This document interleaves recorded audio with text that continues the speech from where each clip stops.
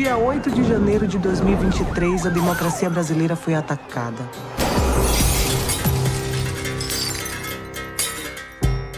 Mas democracia é uma ideia, um regime político. Você não pega a democracia na mão. Fisicamente, a democracia não existe. Então, quem realmente foi atacado nesse dia? Na democracia, o poder nasce aqui, com a população votando. Quando a gente vota, a gente escolhe quem faz as leis e quem governa. De modo simples, o voto é o mecanismo inicial e, ao mesmo tempo, o mais importante fundamento da tão falada democracia. Que ela é muito importante, fala-se muito. Mas por que mesmo ela é tão importante para nós? Na democracia, você tem a possibilidade de falar, ser ouvido, né, e mudar as coisas. Porque a democracia, ela pressupõe a ideia de pluralidade, a ideia de povo reunido.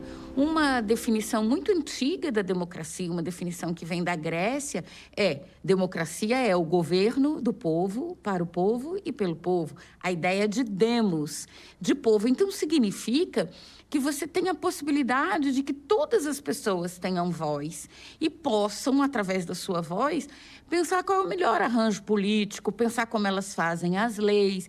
Então, isso não fica sendo uma coisa, assim, de um grupo na sociedade, não fica sendo de uma família, né? Isso é uma escolha que a humanidade faz, ou por gosto, eu faço por gosto, ou por exclusão. Não há melhor, como se diz em espanhol.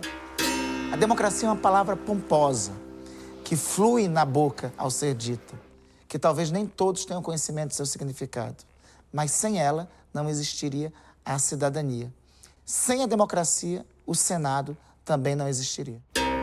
A força da democracia, inclusive, se revela no fato de se autoconfessar imperfeita. Ela não é um regime perfeito, mas ela é melhor que todos os outros. Porque, diferentemente dos regimes totalitários, ela se apregou imperfeita. O regime totalitário, normalmente, ele diz que é perfeito, que é capaz de resolver todos os problemas, mas, na verdade, isso é um pretexto para poder se revelar irresponsável.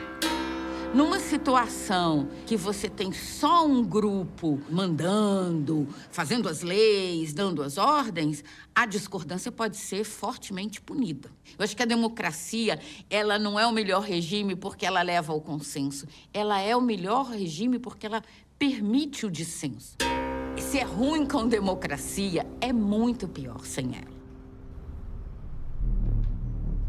Aqui funciona o coração e o cérebro da democracia brasileira. Isso aqui tudo é o Congresso. Aqui, a Câmara dos Deputados. Aqui é o Senado. Ali, o Palácio do Planalto, onde trabalha o presidente da República.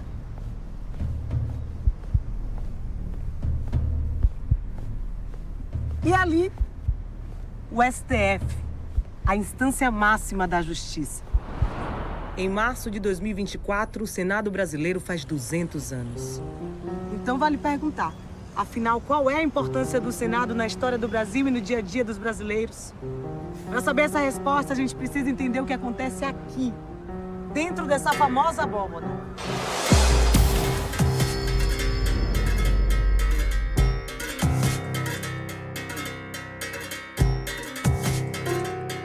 O projeto de lei que aqui é discutido, votado e aprovado na Câmara, no Senado, muitas vezes vai e volta, né? Ele muda a vida do cidadão.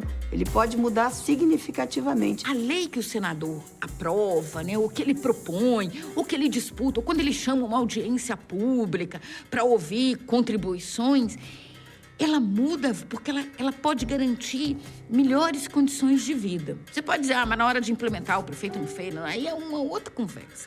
Mas é novamente o papel da lei.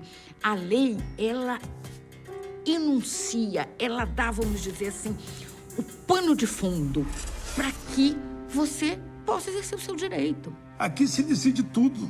O pão que você recebe, a educação que chega para os seus filhos, o transporte, a roupa, a tua casa, a infraestrutura, a segurança pública, tudo passa aqui dentro do Senado da República. Nós somos todos a República Federativa do Brasil e o papel dos senadores é essa defesa com base no que está lá, no conjunto de coisas que estão definidas na Constituição. Aqui é uma casa de bons generalistas. Aqui você precisa aprender economia, aqui você precisa entender de saúde, entender de educação, entender de meio ambiente. O fato de ser 8 anos esse mandato, ele não precisa agradar o governo novo.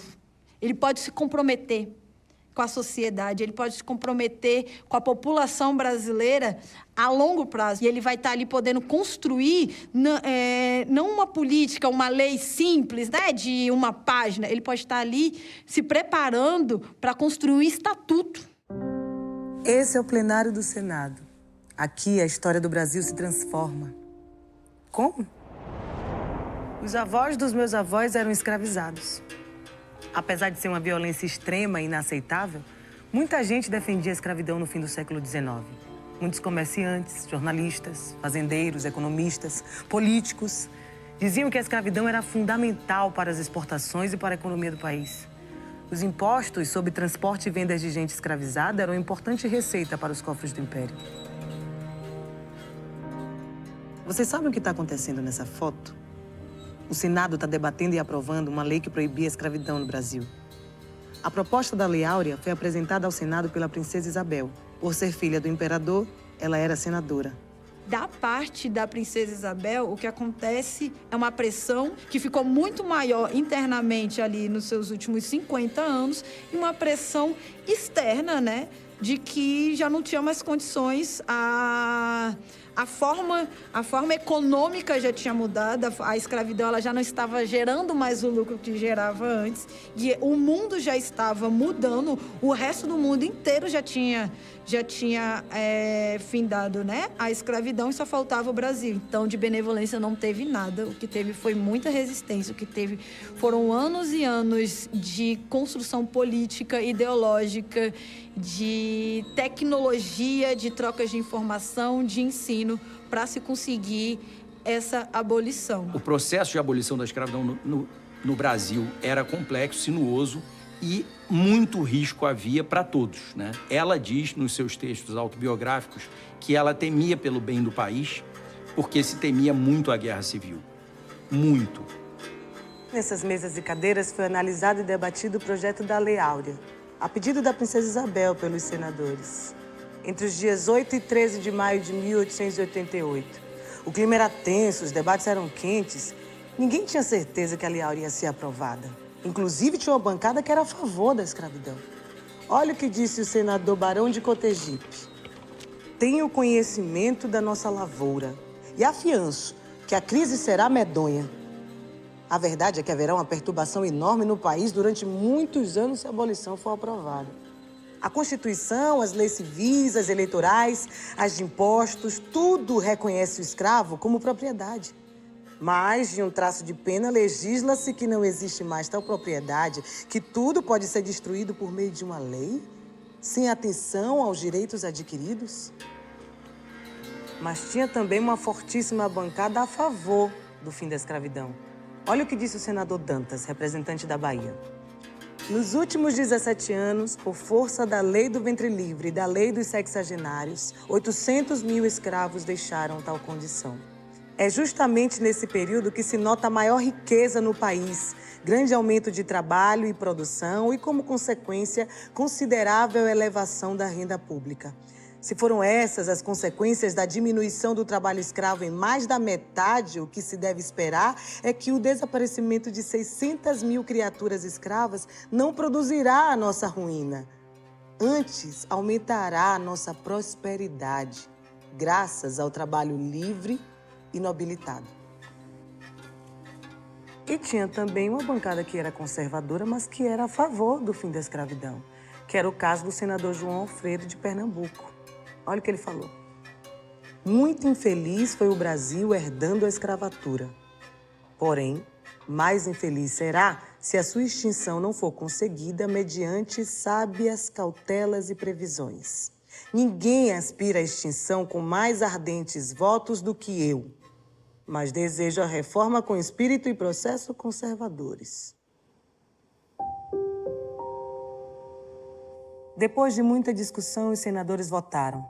A decisão não foi unânime. 5 senadores votaram pela continuidade da escravidão. Mas a imensa maioria decidiu pelo fim da escravidão no país.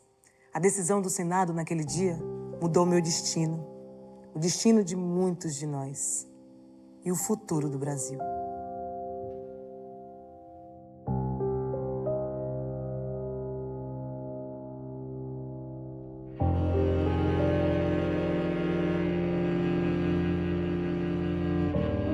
A gente não consegue dizer que a abolição ela garantiu direitos. Antes mesmo dela acontecer, já lhes eram negados, já lhes foram criados mecanismos para não acessar. E quando se vem a abolição, não se é criado política pública nenhuma. Eles não passaram de ex-escravizados para mão de obra, porque eles não foram permitidos. Nessas categorias, né, de classe, os negros e os povos originários, eles não eram a mão de obra barata, eles estavam abaixo da mão de obra barata. O que se tem é que, por mais que, quando a gente fala muito de escravidão, de exploração, do massacre que eles passaram, a gente também tem que pontuar que houve resistência. Quando a gente fala muito em revolta, parece que esses povos eles conquistaram apenas na luta física, que foi mesmo. Mas eles também disputaram intelectualmente essa vitória. Eles disputaram fazendo promessas, falando filosoficamente, falando da questão religiosa, trazendo ao ponto de assim, você tem certeza que essas pessoas não são seres humanos? O que fez passar essa lei com tantas contraposições, né, dos conservadores, fossem eles do Partido Liberal, fossem os conservadores de estrito senso, foi a pressão popular, que foi absurda sobre a Câmara e o Senado do Império. Havia um establishment que justificava, além do tempo médio da humanidade, que a escravidão existisse no Brasil. E houve uma solução que hoje nós criticamos porque não foi abrangente em matéria de solução para as pessoas cujos danos, cujas deficiências nós estamos procurando reduzir.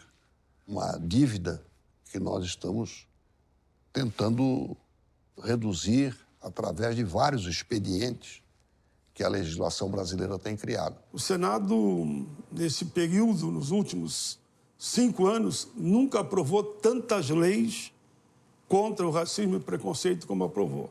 De minha autoria, porque eu fui autor ou relator, foi em torno de 20.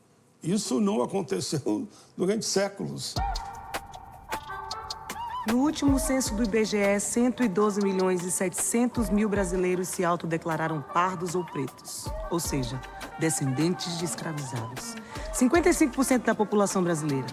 Por aí você já pode imaginar a importância e o impacto que uma lei votada no Senado tem no cotidiano de cada um de nós.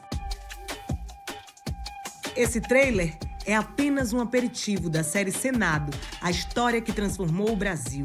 Você vai ver que o destino do país passa por aqui. Coisas fundamentais do seu dia a dia foram debatidas e decididas no Senado.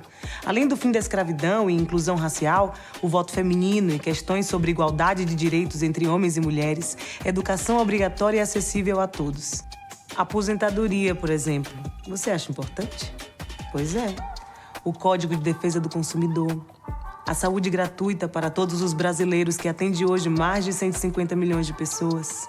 A Lei Maria da Penha, que protege mulheres da violência. O Estatuto da Criança e do Adolescente. E o Bolsa Família. Aguardem! Vem aí a série Senado. A história que transformou o Brasil.